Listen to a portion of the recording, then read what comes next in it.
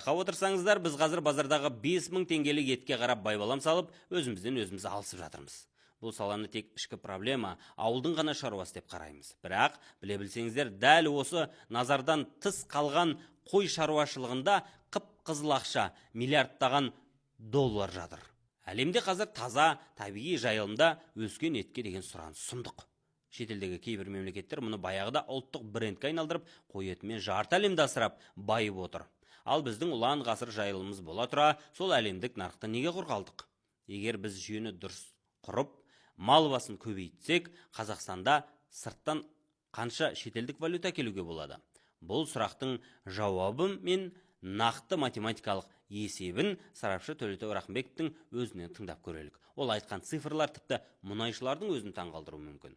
Егерде 100 миллион қой ұстап, жаңағындай таза қолға алатын болса, жылына 50 миллион марқаны біз сата аламыз. Етпен. Қазір марқа етіге өте жоғары сұраныс бар. Әлемде. Әлемде. Араб елдерінде, Қытайда, Европаның өзі, Франция, Германия жылына 200 мың тонна қойдың еті.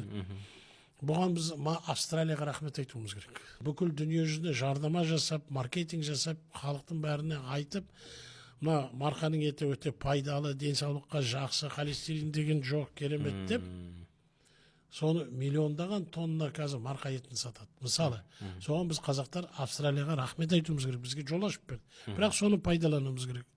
Енді 50 миллион марқаны 20 килограммнан санаңыз, 1 миллион тонна. Орташа бағасы Қазақстаннан шыққанда 1 килограммы $5 8 долларға дейін барады. Ол кешегі баға 24 жыл, қазір одан да өскен шығар. Марқа жаңа мұнай ма сонда қалса? $5 миллиард. 5 миллиард доллар. Мен сізге айтайын. Марқаның өзі ғана. Жүнін санамағанда, терісін санамағанда. Бұлайша енді ауыл шаруашылық саласы, мысалы, ауыл шаруашылық. Егерде жаңағыны сиырдың еті бар, сүт бар, басқасы бар.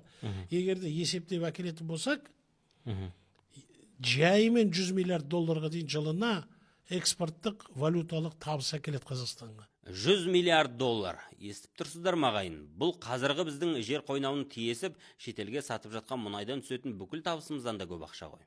Мұнай ертең таусылады, ал мал таусылмайды.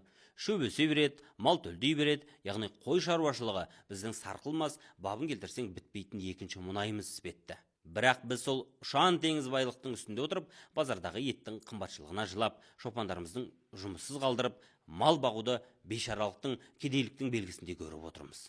Нағыз трагедия осы.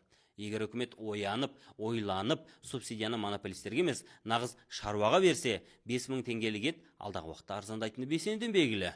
Ал бұл мәселеге мүмкіндік ретінде қарап, инвестиция құйса, тіпті толағай табысқа жетуге болады екен. Құрметті көрермен, біз шынымен ауыл шаруашылығын екінші мұнайға айналдыра аламыз ба? Әлде бәрі кеш пе? Жалпы базардағы еттің бағасын түсіріп, ауылды көтеру үшін ең бірінші кезекте не істеу керек деп ойлайсыз? Пікіріңізді міндетті түрде жазыңыз.